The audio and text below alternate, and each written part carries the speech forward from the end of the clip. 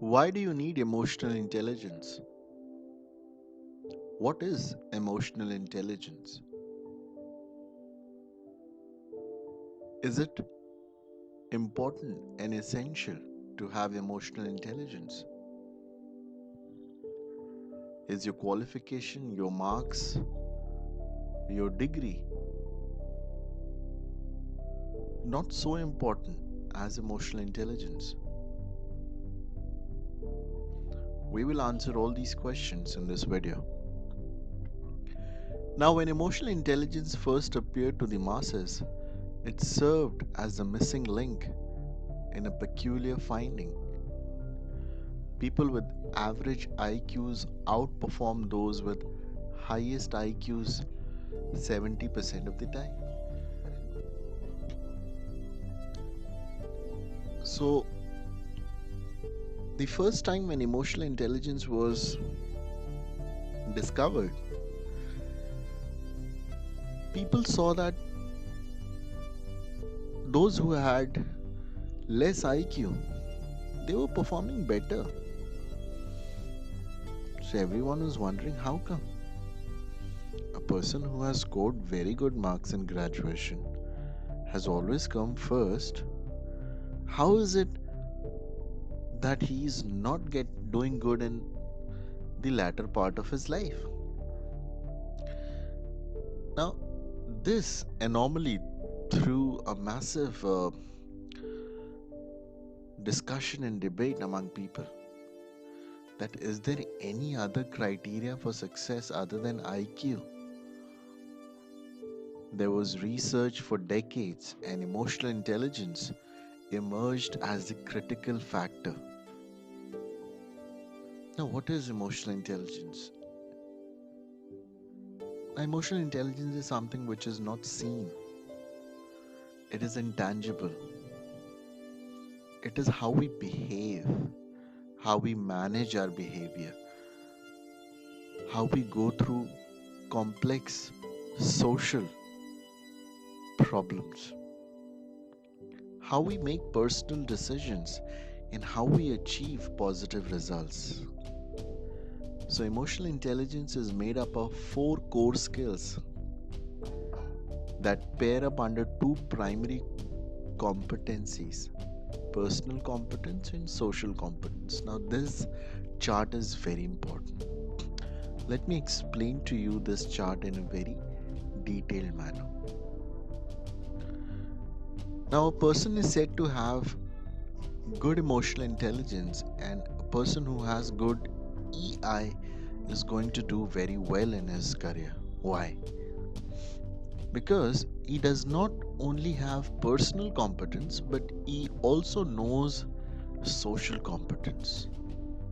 And both of these two things, when gets combined, it is a deadly combination. This kind of person who is personally competent and socially competent is going to make big in his life. I'll tell you how.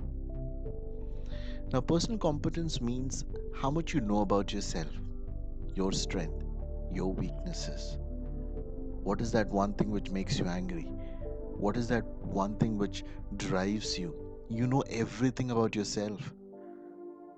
Self management. Only because you are aware of your strength and weaknesses, you are in a position to manage yourself. You are in a position to know that if you get angry, how you have to control yourself. So, since you are aware about yourself, you are in a position to manage yourself. So, the first thing which comes to light is self awareness. So, an emotionally intelligent person is self aware.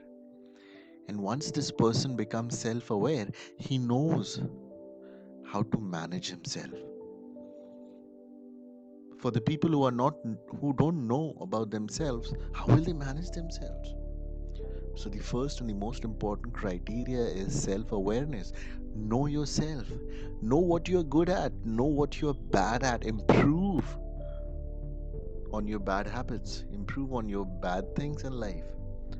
And if you are good at something, make it much better. That is how you will increase your personal competence.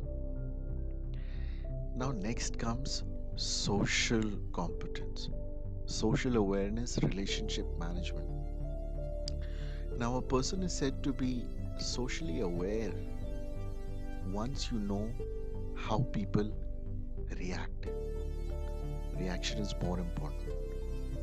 Why people behave in certain situations the way they behave. Now, once you start understanding people's behavior, the circumstances under which people behave in a different manner, the reason for their abrupt nature, the reason for their anger, happiness, everything. You can, if you see a person by face, you should be able to know that this person is a good mood or a bad mood. That is social awareness. If you if you do a handshake with a person, the amount of control the person shows during the handshake will speak about his confidence level, will speak about his approach towards life. That is social awareness. How good you are with people. And once you start knowing about people, the way they behave, their emotions, you will start better relationship management. So if I know a person who is angry at the present moment, and if I have to get some work done, the best possible way will be to speak less and only talk about work. That's it. Because a person who is in anger, if I may ask him unnecessary things, he may get more angry and he may burst on you. There is a certain work which you want your senior to do for you, and you know that he's in a good mood. That's the time you should approach your senior. That is basically understanding the other person's behavior, nature, emotion, accordingly managing your relationship with that person. And once you start doing this, once you start developing this skill, and once you are fully competent on the social competence level, your personal competence combined will take you to heights. So these four core skills is all about emotional intelligence. So personal competence comprises your self-awareness, self-management skills, which focuses more on you individually than your interactions with the people. Personal competence is your ability to stay aware of your emotions and manage your behavior. Self awareness is your ability to accurately perceive your emotions and stay aware of them as they happen. Self management is your ability to use awareness of your emotions and stay flexible and positively direct your behavior. Now, social competence is made up of your social awareness and relationship management skills. Social competence is your ability to understand other people's mood, behavior, and motives in order to respond effectively and improve the quality of your relationship. Social awareness is your ability to accurately pick up on emotions in other people and understand what is really going on. Relationship management is your ability to use awareness of your emotions and others' emotion to manage interactions successfully. Emotional intelligence, IQ, and personality are different. Emotional intelligence taps into fundamental element of human behavior that is distinct from your intellectual ability. There is no connection between IQ and emotional intelligence. You simply can't predict emotional intelligence based on how smart someone is. You may be very intelligent, but you may be zero in emotional intelligence. And you may be very emotionally intelligent, but you may be zero in IQ. But if you have both these qualities together, just imagine the kind of competence level you will have in life. Intelligence is your ability to learn, which will be same at age 15 and 50. But emotional intelligence, on the other hand, is a flexible set of skills that can be acquired and improved with practice. Although some people are naturally more emotionally intelligent than others, you can develop high emotional intelligence even if you are not born with it. Personality is the final piece of the puzzle. It is stable style that defines each of us. Personality is the result of hardwired preferences, such as inclination towards introversion and extroversion.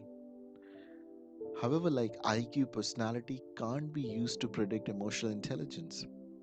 Also, like IQ, personality is stable over a lifetime and doesn't change. IQ, emotional intelligence, and personality each cover unique ground and help to explain what makes a person tick. Now, emotional intelligence predicts performance. How much of an impact does emotional intelligence have on your professional success?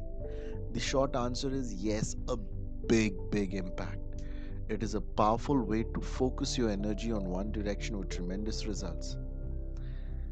Now, this is where the emotional intelligence will make you grow. It will help you to tolerate the stress level, manage stress, time, decision making, communication skills, teamwork, empathy, presentation, social skills, customer service, etc. Now, this is why emotional intelligence is so important. That is why we all should focus on improving ourselves through working on emotional intelligence. And the best way to work on emotional intelligence is to read about this concept,